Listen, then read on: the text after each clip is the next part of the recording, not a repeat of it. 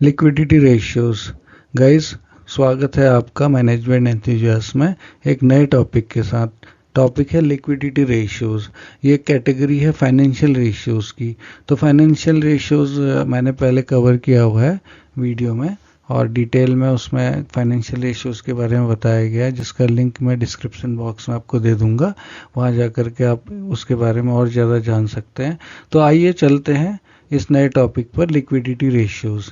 तो liquidity ratios क्या होता है? Liquidity ratios measure a company's ability to meet its short term financial obligations. मतलब शॉर्ट टर्म फाइनेंशियल ऑब्लिगेशंस मतलब within 1 year जो उसकी फाइनेंशियल ऑब्लिगेशंस होती हैं, उनको कंपनी किस तरीके से मीट आउट करती है। उसकी जो एबिलिटी है, इनसे किसी भी कंपनी की वो एबिलिटी, वो कहलाती है लिक्विडिटी रेशियोज। तो लिक्विडिटी मतलब वो मेजर होती है लिक्विडिटी रेशियोज से। These ratios provide insights into weather a business has enough liquid acids. मतलब इन रेशियोज को से ये पता चलता है कि किसी भी बिजनेस में जो लिक्विड एसेट्स हैं उनके वो इनफ है, जो कि उसकी लाइबिलिटीज़ को विद इन अ ईयर जो उसकी लाइबिलिटी है उसको कवर करने के लिए इनफ उसके पास एसेट्स हैं कि नहीं है। तो वो एसेट्स क्या हो सकते हैं? लिक्विड एसेट्स, कैश, या फिर और इजीली कन्वर्टेबल एसेट्स। अब ये टाइप्स ऑफ लिक्विडिटी रेशियोज, कितने टाइप के लिक्विडिटी रेशियोज होते हैं?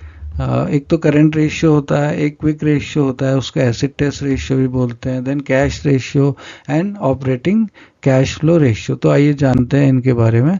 करंट रेशियो क्या होता है? करंट रेशियो होता है, it assesses a company's ability to pay of its current liabilities using its current assets. मतलब उसके जो करेंट एसेट्स हैं उनको यूज़ करके कंपनी अपने जो करेंट लायबिलिटीज़ है, अपनी जो लायबिलिटीज़ हैं करेंट लायबिलिटीज़, उनको किस तरीके से पे करती है, या उसकी जो कंपनी की एबिलिटी है उसको ये मेज़र करता है।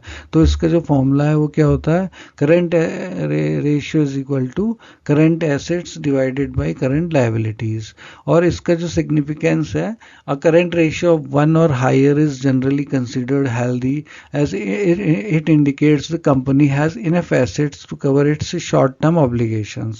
मतलब अगर एक से ज़्यादा है या एक है करंट रेशियो, तो इसका मतलब है कि हेल्दी ये पैरामीटर है, और इससे पता चलता है कि कंपनी के पास उसके शॉर्ट टर्म ऑब्लिगेशंस, मतलब एक साल के अंदर के जो ऑब्लिगेशंस हैं उनको कवर करने के लिए इनफ सफिशिएंट पैसा है। However too high a ratio might indicate insufficient use of assets.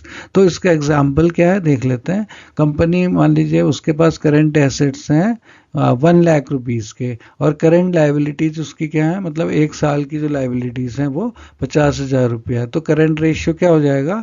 1,000 divided by 1 lakh divided by 50,000, ये 2 हो गया। इसका मतलब 1 या 1 से ज़्यादा है। तो इसका मतलब क्या है? कंपनी जो है वो एक साल के जो अपनी लाइबिलिटी है उसको पे ऑफ करने के लिए उसके पास सफिशिएंट करंट एसेट्स हैं। तो ये इससे पता भी चल रहा है उसकी करंट लाइबिलिटीज़ 50,000 है, जबकि करंट एसेट्स 1 लाख हैं। तो वो इजीली अपनी करंट लाइबिलिटीज़ को पे ऑफ कर सकती है।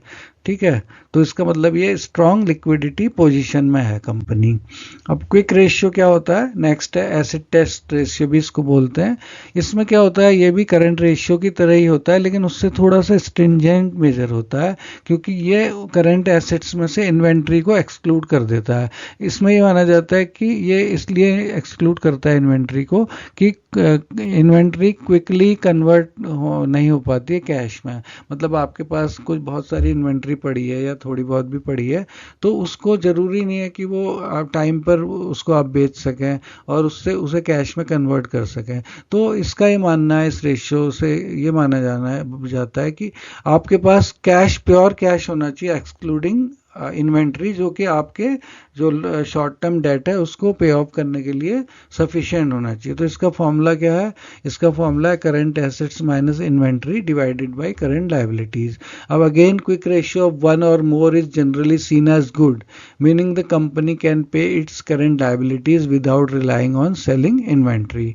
मतलब वो इन्वेंट्री पर रिलाई नहीं करेगी, और उसके पास इतना पैसा है इन्वेंट्री को छोड़ करके भी कि वो अपने जो करेंट लायबिलिटीज है अपनी उसको इजीली पे कर सकती है। अब क्विक रेशियो का एग्जांपल क्या है इसका, अगर मान लीजिए कंपनी का करंट एसेट है 1 लाख रुपीज़, इन्वेंट्री 30,000 है और करंट लायबिलिटी है 50,000, तो इसमें क्या होगा, क्विक रेशियो होगा 1 लाख माइनस 30,000, मतलब इन्वेंट्री घटा दीजिए आप करंट एसेट्स में से और डिवाइड कर दीजिए उसको करंट लायबिलिटीज से, तो ये हो जाएगा 1.4। तो इसका मतलब है बढ़िया है कंपनी, उसके पास जो है उसके पास सफिशिएंट मनी है excluding it's inventory to pay of it's short term liabilities, right.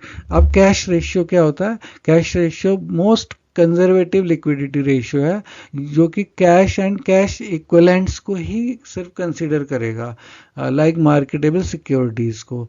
तो इसका जो फॉर्मूला है इसमें क्या होता है, cash ratio is equal to cash and cash equivalents divided by current liabilities. और ये जो अगर एक से ज़्यादा है जो कि रेयर होता है, तो इसका मतलब है कि कंपनी के पास मोर देन इनफ कैश है to cover its short term liabilities without selling any assets, right. अब एग्जाम्पल क्या हो सकता है, कंपनी के पास 20,000 रुपया कैश है और कैश इक्विवेलेंट्स है 50,000 करंट लायबिलिटी में, तो इसका कैश रेशियो मतलब कैश एंड कैश इक्विवेलेंट्स है 20,000 के और 50,000 करंट लायबिलिटी है, तो कैश रेशियो क्या हो जाएगा 20,000 डिवाइडेड बाई 50,000 जो कि 0.4 है। तो this means that the company has 0.40 in cash for every 1 rupee of current liabilities which is less liquid but not uncommon. मतलब कि ठीक है, 1 रुपया अगर उसकी करंट लायबिलिटी है तो उसके पीछे उसके पास 0.4 रुपीज़ का कैश है पड़ा हुआ, तो जो कि मतलब कि नॉट अनकॉमन, मतलब अनकॉमन नहीं है, बहुत सारी कंपनीज में ये हो सकता है। अब ऑपरेटिंग कैश फ्लो रेशियो क्या होता है, the operating cash flow ratio measures how well a company can cover it's current liabilities using cash generated from operations. तो अगर आपका जो ऑपरेशंस से कैश डे टू डे या फिर रेगुलर ऑपरेशंस से जो कैश आ रहा है वो आपका कितना है, कि जो कि आप मतलब कि जिससे कि आपको अपनी क्या वो करंट लायबिलिटीज़ को कवर करने के लिए सफिशिएंट है कि नहीं है, तो ये क्या कहलाएगा, ये होगा ऑपरेटिंग कैश फ्लो रेशियो, ठीक है। तो actual liquidity from day to day operations को मेजर करता है। ये फॉर्मूला क्या होता है इसका, operating cash flow ratio is equal to operating cash flow divided by current liabilities, और higher ratio indicates a better ability to cover liabilities from operating cash flow. इसमें क्या एग्जांपल है इसका, इसमें होता है कि if a company has an operating cash flow of ₹70,000 और करंट लायबिलिटीज है 50,000, तो इसका ऑपरेटिंग कैश फ्लो क्या हो जाएगा, the operating cash flow ratio is equal to 70,000 divided by 50,000 1.4। इसका मतलब यह है कि हर 1 रुपया जो उसका करंट लायबिलिटी का है उसके पीछे कंपनी जो है वो ऑपरेशन से 1.4 रुपीज़ जनरेट कर रही है। तो इसका मतलब है कि वो स्ट्रॉन्ग लिक्विडिटी पोजिशन में है फ्रॉम कोर बिजनेस एक्टिविटीज से, मतलब उसको कहीं से भी अपना जो उसके एसेट्स हैं उसको सेल करने की ज़रूरत नहीं है या फिर उनको यूज़ करने की ज़रूरत नहीं है, सिर्फ ऑपरेशन से ही वो इतना पैसा कमा रही है कि अपनी करेंट लायबिलिटीज़ को वो पे ऑफ कर सके। अब इम्पोर्टेंस क्या होता है लिक्विडिटी रेशियोज़ का, financial health, high liquidity ratios suggest the company can easily meet its short term obligations, ठीक है। तो इसको देख के पता चल जाता है कि आपका जो मतलब कंपनी मतलब वो स्ट्रॉन्ग पोजीशन में है कि नहीं है। उसके बाद क्रेडिट वर्दीनेस, तो जो लेंडर्स हैं, क्रेडिटर्स हैं या फिर इन्वेस्टर्स भी कह लीजिए, वो कंपनी के लिक्विडिटी रेशियोज को एसेस करते हैं ताकि वो डिसाइड कर सकें कि कंपनी को मतलब लोन देना है कि नहीं देना है या फंडिंग करनी है उसके लिए कि नहीं करनी है, और उनको इससे पता चलता है कि कंपनी की एबिलिटी क्या है to repay short term debt, ठीक है। उसके अलावा operational efficiency, a balance between high liquidity, too much idle cash and operational efficiency is crucial for better asset utilisation. मतलब एक बैलेंस होना चाहिए, हाई लिक्विडिटी अगर बहुत ज़्यादा है इसका मतलब है कि आपका कैश आइडल पड़ा है, उसको आप सही से यूज़ नहीं कर रहे हैं, तो एक बैलेंस होना चाहिए। ये भी नहीं कि बहुत ज़्यादा आपके पास कैश पड़ा हो और बहुत ज़्यादा हाई लिक्विडिटी हो, और ये भी नहीं होना चाहिए कि बहुत कम कैश हो जिससे जो कि इतना भी सफिशिएंट नहीं हो पा रहा है कि आप अपने अपनी शॉर्ट टर्म डेट्स हैं उसको पे ऑफ कर पा रहे हैं। तो ये एक बैलेंस जरूरी है for operational efficiency. So these ratios provide valuable insights, but they should be considered alongside other metrics for a complete financial assessment, right? So guys, that's it for liquidity ratios. और आप मेरे blog पर visit कर सकते हैं for more information managemententhusist.com। और अगर मेरा वीडियो पसंद आ रहे हैं तो please like and share the videos and subscribe my channel. तो गाइज फिर अगले वीडियो में मिलेंगे एक नए टॉपिक के साथ, तब तक के लिए नमस्कार।